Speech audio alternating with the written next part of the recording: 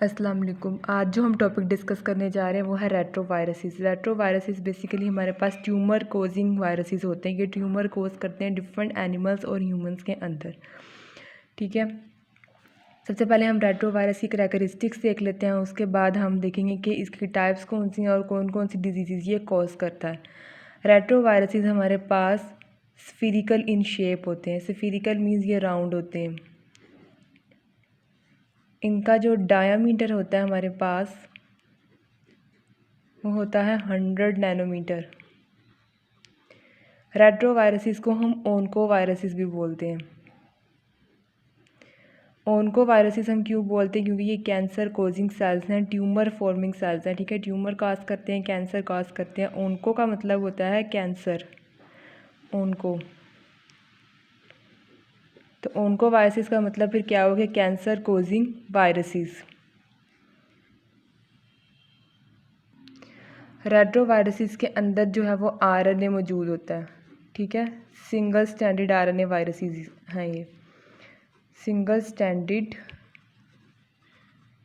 RNA viruses. Envelope इनको किसने किया होता है? Enveloped by host plasma membrane. Host की प्लाज्मा मेम्ब्रेन ने इनको इन्वेलप किया हुआ होता है।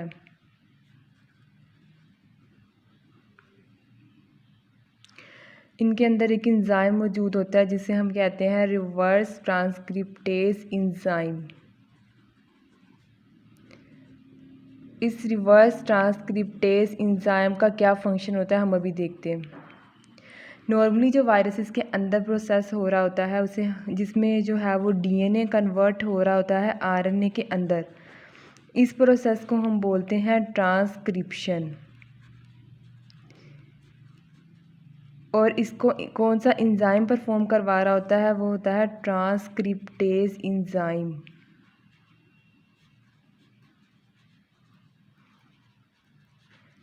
लेकिन रेट्रोवायरसेस के केस के अंदर रिवर्स प्रोसेस हो रहा होता है, आरएनए कन्वर्ट हो रहा होता है डीएनए के अंदर। रिवर्स प्रोसेस हो रहा है, आरएनए कन्वर्ट हो रहा है डीएनए के अंदर, इसलिए हम इसे बोलते हैं रिवर्स ट्रांसक्रिप्शन।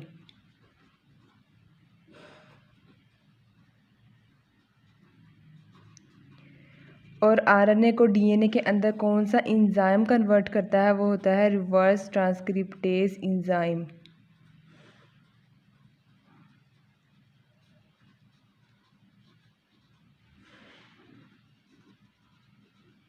इसीलिए जो है रेट्रोवायरसेस को हम रिवर्स वायरसेस भी बोलते हैं। रेट्रो मीन्स रिवर्स, क्योंकि इनके अंदर रिवर्स ट्रांसक्रिप्शन का प्रोसेस हो रहा होता है।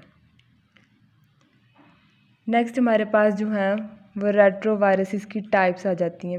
रेट्रोवायरसेस की दो तरह की टाइप्स होती हैं। एक तो होस्ट स्पेसिफिक रेट्रोवायरसेस होते हैं और एक होस्ट नॉन स्पेसिफिक, या हम इन्हें होस्ट डिपेंडेंट भी बोल सकते हैं, इसको host non dependent. Host specific का मतलब क्या? होस्ट स्पेसिफिक नाम से पता चल रहा है कि ये किसी स्पेसिफिक होस्ट के ऊपर एक्ट करेंगे। ठीक है, इनका कोई स्पेसिफिक होस्ट होगा, तमाम होस्ट या तमाम जानदारों के ऊपर एक्ट नहीं करेंगे, स्पेसिफिक होस्ट के ऊपर एक्ट करेंगे। इसकी एग्जांपल में हमारे पास आ जाता है HIV वायरस। HIV वायरस हमारे पास एक रेट्रोवायरसेस है। ठीक है, होस्ट स्पेसिफिक रेट्रोवायरस है हमारे पास। ठीक है, और HIV stands for human immunodeficiency virus. H for human, I for immunodeficiency,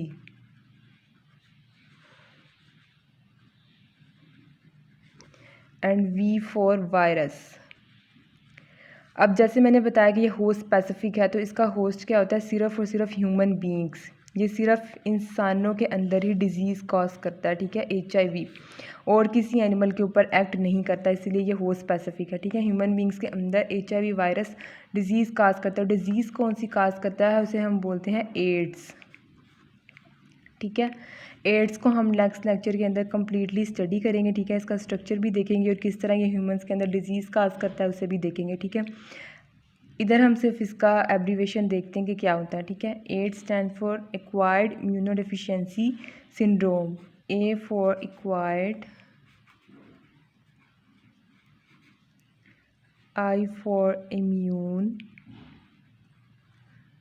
D stands for deficiency and S stands for syndrome। Basically इस डिज़ीज़ में होता क्या है कि जो हमारा इम्यून सिस्टम है ना वो वीक हो जाता है, ठीक है। इसीलिए हम इसे एक्वायर्ड इम्यून डेफिशिएंसी सिंड्रोम कह रहे हैं। हमारा इम्यून सिस्टम वीक होने की वजह से ये डिज़ीज़ हमें होती है, ठीक है। डिटेल में हम इन्हें कल स्टडी करेंगे। और ये स्पेसिफिक सेल्स के ऊपर एक्ट करता है जिसे हम बोलते हैं ल्यूकोसाइट्स। हमारे ब्लड के अंदर 3 तरह के सेल्स होते हैं, white blood cells, red blood cells और प्लाज्मा। तो जो एड्स है ये किन सेल्स के ऊपर एक्ट करती है? ल्यूकोसाइट्स। ल्यूकोसाइट्स को हम वाइट ब्लड सेल्स भी बोलते हैं। वाइट ब्लड सेल्स का दूसरा नाम है ल्यूकोसाइट्स। रेट्रोवायरस की दूसरी टाइप थी हमारे पास होस्ट नॉन स्पेसिफिक। नाम से पता चला कि किसी स्पेसिफिक होस्ट के ऊपर डिपेंड नहीं करेगी, सब में ये हो सकती है, ठीक है। और इसके अंदर हमारे पास कौन सी ये डिज़ीज़ काज करते हैं? ट्यूमर्स। जो ट्यूमर्स होते हैं ना ये होस्ट नॉन स्पेसिफिक हैं, किसी भी जानदारों के अंदर हो सकते हैं, ठीक है। रोडेंट्स के अंदर हो सकते हैं।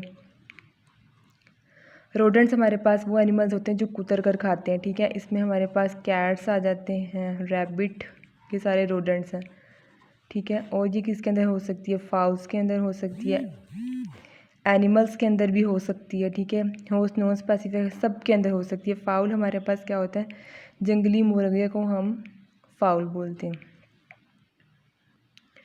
लास्ट पे एक पॉइंट रह गया कि जो रेट्रो वायरस है वो एज अ प्रो वायरस भी एक्ट कर सकता है। प्रो वायरस हमारे पास क्या होता है? हमने पढ़ा कि जो हमारे पास रिवर्स ट्रांसक्रिप्शन के प्रोसेस के अंदर रिवर्स ट्रांसक्रिप्टेज एंजाइम के ज़रिए जो सिंगल स्टैंडर्ड आरएनए है वो कन्वर्ट हो जाता है डबल स्टैंडर्ड डीएनए के अंदर, ठीक है। तो ये जो डबल स्टैंडर्ड डीएनए बना ये ना सिर्फ होस्ट को इन्फेक्ट करता है बल्कि ये क्या करता है? होस्ट के जो क्रोमोसोम है उसका जो जीन है उसका या जो जीनोम बोलते हैं, ठीक है, उसके अंदर जाके इनकॉर्पोरेट कर सकता है और जो भी न्यू सेल्स बनते हैं, ठीक है, न्यू प्रोजनी बनती है। न्यू प्रोजनी हम किसे कहते हैं? नस्ल को, ठीक है। उसके अंदर जैसे जैसे डॉटर सेल्स बनते हैं ये उनके अंदर ट्रांसफ़र होता रहता है और नॉर्मल सेल्स को कैंसर सेल्स के अंदर कन्वर्ट करता रहता है, ठीक है। ये था हमारे पास रेट्रोवायरसिस का टॉपिक। नेक्स्ट लेक्चर के अंदर हम एड्स को कम्प्लीटली डिस्कस करेंगे। Thank you.